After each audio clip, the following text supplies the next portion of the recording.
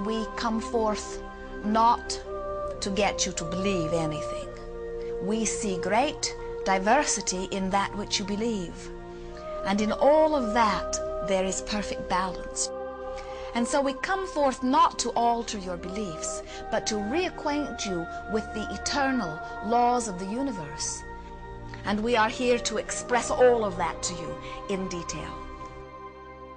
Let's talk a little bit about the nature of desire from, now don't get freaked out, a quantum physics point of view. Oh my God, this is going to talk about physics. I don't want to listen.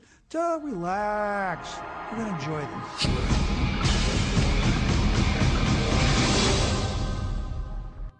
When we look around us, even at our own bodies, what we see is the tip of the iceberg. We could say the classical tip of an immense quantum mechanical iceberg. Everything in the universe is energy. Your body's energy. The room you're living in is energy. Everything you want is energy. And that's not a new idea. A fuzzy-haired guy in 1925 wrote on his chalkboard, E equals mc squared. And we couldn't grasp what that meant.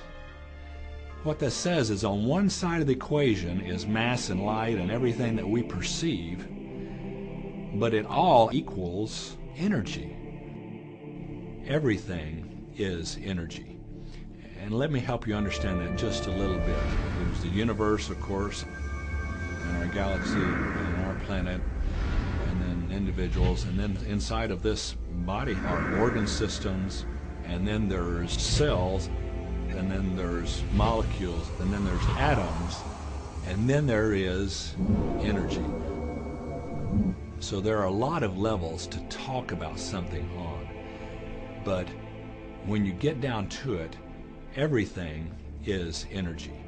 There's enough energy sitting in there, in one atom, to do amazing things, to possibly even open up the doorways to lighting an entire city. Think of this for a moment. Take your hand and look at it. Now your hand looks solid, but it's really not. If you put it under a proper microscope, you'd see a mass of energy vibrating. And so everything is made up of the exact same thing, whether it's your hand, whether it's the ocean, or whether it's a star. The colored paper with ink on it is not money. It's just energy. And so part of the illusion that we're living in is that, these things are solid. They're not solid. Neither is a piece of wood, neither is a rock. Get the proper microscope and go and look at a wall. That wall is not solid. That wall is a mass of energy in a very high speed of vibration. It feels solid because of the vibration, the rate at which the molecules are vibrating. Everything in the universe vibrates. In other words, everything moves. We live in an ocean of motion. You are vibrational beings in a vibrational universe. Many people are not yet ready to acknowledge that they are vibrational. They prefer to see themselves as blood and bone specimens that they see in the mirror. And we want to remind you that everything that you observe with your physical senses is vibrational interpretation. In other words, you hear because your ears translate vibration. You see because your eyes translate vibration. You smell because your nose translates vibration. Your fingertips are translating vibration. Your tongue is translating vibration. All of your senses are about the translation of vibration, and that's why you are able to perceive your environment in the way that you do. So it's very difficult for us as scientists or engineers or medical doctors or anybody to come to terms with the fact that what our senses are telling us is really not the whole story. We've been so taught to live with our physical senses, hear, see, smell, taste, and touch. But our physical senses lie. Our physical senses don't tell us the truth. If you only judged by your sensory factors, you'd believe the sun took a bath in the ocean every night and burrowed through the earth and was reborn on the eastern shore the next morning. I mean, the ancients used to believe that, but now you know better than that. If you judged only by your sensory factors, you'd believe that train tracks met in the distance. But you know better than that, and you turn away from your senses. If you lived only by your sensory factors, you'd believe that a dog whistle made no sound. But you know better than that, so you turn away from your sensory factors and you stand out in your yard and you blow away. And yet how many times, if we're not careful, do we find ourselves living at nothing more than the sensory level? If we take a look at everything in the universe, we know from a scientific perspective is made up of something called energy. So what do we know about the properties of energy? Number one, all energy has a vibration.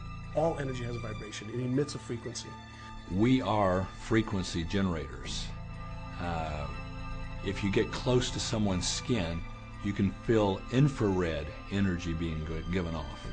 If you look at them, you're seeing light energy given off. We now have scans where you can put a machine around somebody's head instead of putting the electrodes on their head, and perceive and record the energy that their brain is giving off.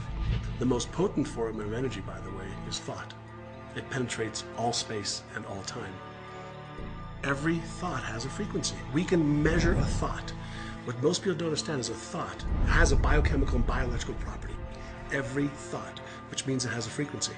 And so if you're thinking that thought over and over and over again, or if you're imagining in your mind, okay, having that brand new car, having the money that you need, building that company, finding your soulmate, if you imagine what that looks like, you're emitting that frequency on a consistent basis. Our job as humans is to hold on to the thoughts of what we want, make it absolute clear in our minds what we want, and from that we start to invoke one of the greatest laws in the universe. You've probably been sitting there wondering, what is the secret? I'll tell you how I have come to understand it.